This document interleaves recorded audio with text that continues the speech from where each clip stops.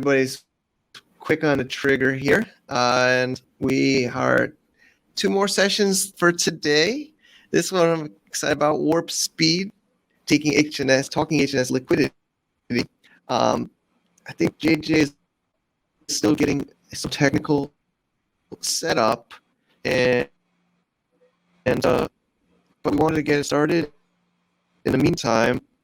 So, Jack, how you doing? You had fun? It was fun, the auction, huh? Yeah, the auction was good. We sold a lot of domains, and I think the market for it right now is pretty good for people buying into the auction because it's at a discount right now.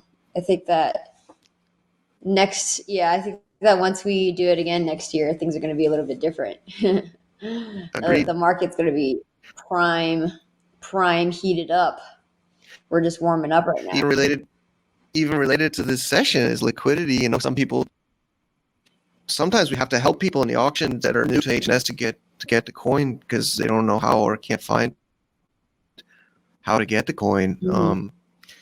So that is something we're trying to solve. I'm excited about warp here. Do you want to, while we wait for JJ, do you want to give us some highlights? Yeah, so it seems like JJ's having some technical issues. It wasn't just me yesterday. Wasn't just the girls having some problems connecting. XY chromosome's not immune to it either.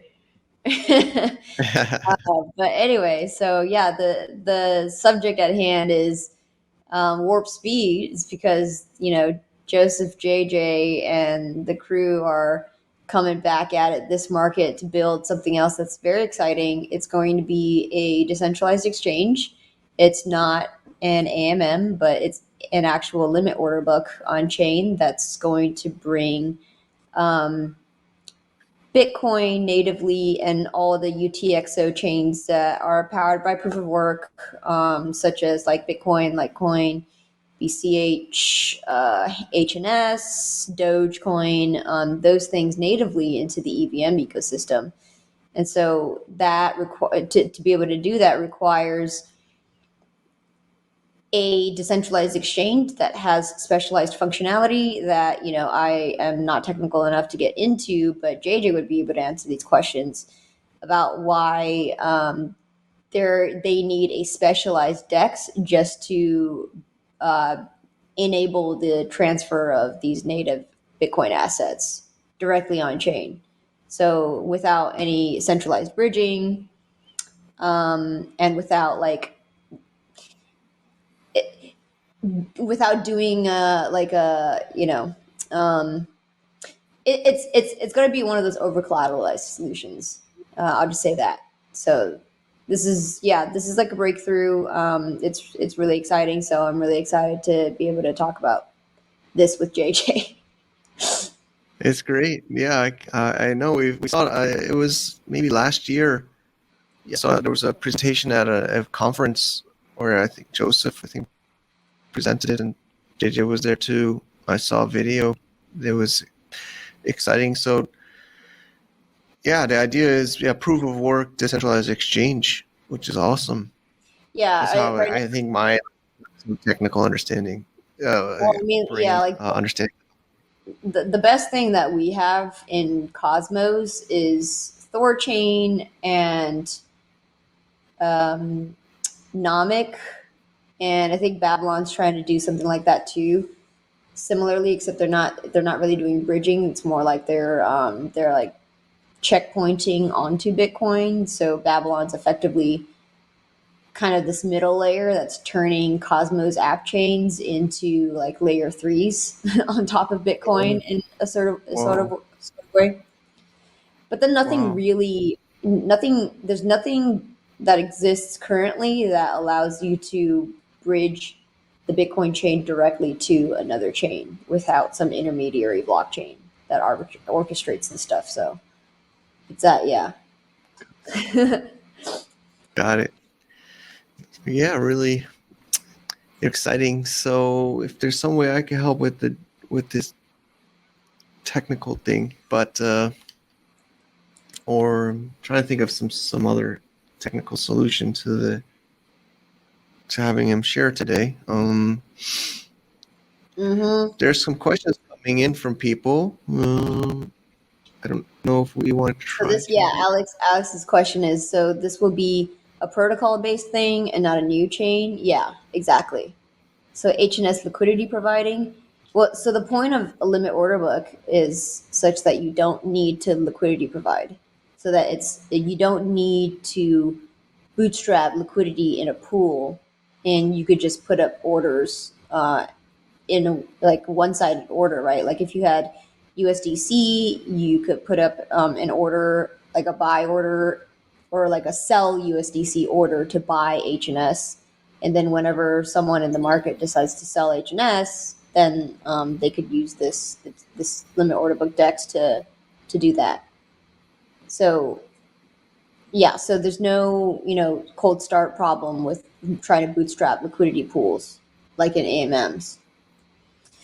Like, so you don't. So with DYDX, they weren't able to do on-chain limit order books on Ethereum because it was just too cost prohibitive, and so that's why they moved their DEX over to like an app-specific Cosmos chain. But then with this, because they've like jiggered around with the tree and they've improved the speed of execution on the EVM significantly because they wrote it in Yule, which is like assembly laying. It's like lower level, which gave them like speed of improvements, and it made them more gas efficient, just like on the Ethereum main chain directly. So that's why like it's a breakthrough in the constraints of the EVM. So that's what makes Warp exciting. Great, really cool. Yeah, I mean, there's something. Yeah, he also says it would have been great for the happening, because people were trying to get this. There was a huge spike for the HNS at that time, especially. I feel frozen. Okay. Was it difficult for people to actually buy HNS though on centralized exchange? I mean, yeah. Right now, the centralized exchanges that list Handshake are, it's like Gate, and it's kind of like Yeah. kind of a little bit sketchy. So if you were able to do this on chain, that would have been good too. Yeah. I have so much degen, but that's locked on Ethereum. I need a way to bridge to HNS. Yeah, some people, it's kind of crazy, but people still like, they like the staking and they like to kind of like the emissions of like proof of stake. I've talked to some people in Handshake. They're like, oh, why should I hodl Handshake when I can stake and earn like emissions on other chains? But technically it's a different tokenomics, right? People don't really think about, but some people say, why should I hodl HNS? I've heard that quite a few times. I'm hodling, but I think some are always, comparing it to like, yes, proof of stake and emissions and things like that. Yeah, I mean, so yeah, I think like from a speculative angle, what if members of the Handshake community, made their money on like a meme coin, right? Like you made your money on Whiff, and then you flipped it all, and then the market corrects in a year or a year and a half from now, and then you put all those into HNS, right? Because it's like I think price discovery is really going to happen once the market becomes a lot more mature. This crypto market is still not mature because memes are going for like a higher market cap than fucking like a real revenue generating business like Boeing or something, right? Or some like something that actually has a market of real people using it to the tune of thousands of people per hour using the service, and then we have like a dog meme coin that's worth like $3 billion. What? Really? It is really crazy. Yeah, it's like this is not real, you know. So Mm, yeah, like once you're able to, or like once this DEX allows you to trade Handshake natively on chain, then you could completely just um, you could start moving it around cross chain anywhere, and you don't have to just rely on a centralized exchange. Yeah, yeah. Ruben's like, how can it be a mature market that promotes gambling instead of fundamentals and good projects? Yeah, we're very far away. I think we're like 10 years far away. It's like it's still that far away. Like people are starting to talk about RWAs, but then it's like not even it's just starting to get talked about, right? Like NFTs are a primitive of RWAs, and RWAs are only starting to come through this cycle, and then there's going to be a lot of washout, and then it's going to take us another like 5 to 10 years for it to fully for us to fully see like a real consumer application on top of it, I think. Yeah, so honestly, I think if we turn Handshake into a blockchain that has like inscriptions and where you could like launch memes on it, might not be bad. It's like what if your meme is a what if your meme uh is like an inscription on the Handshake blockchain or something, or it's like you turn the meme into an SLD. How do we get her going, Triangle? Because you want your name system to congest. Well, see, yeah, that's the thing, right? Like right now, the market is so it's like such a clown world in market, and it's such a it's like an inverse world, right? It's like a clown world here that people think congestion is good because it means adoption. So it's like not actually, yeah.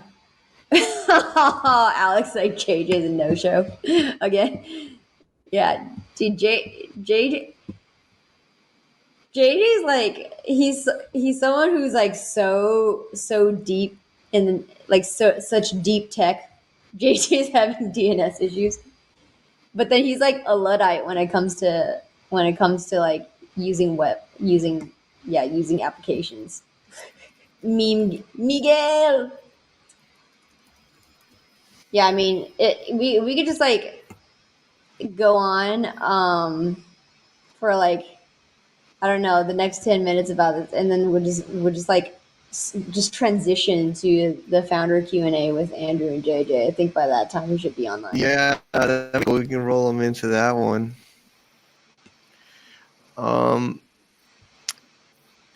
So it's warp.io, but I checked the site, still not ready, right? But it's gonna be the domain will be warp.io.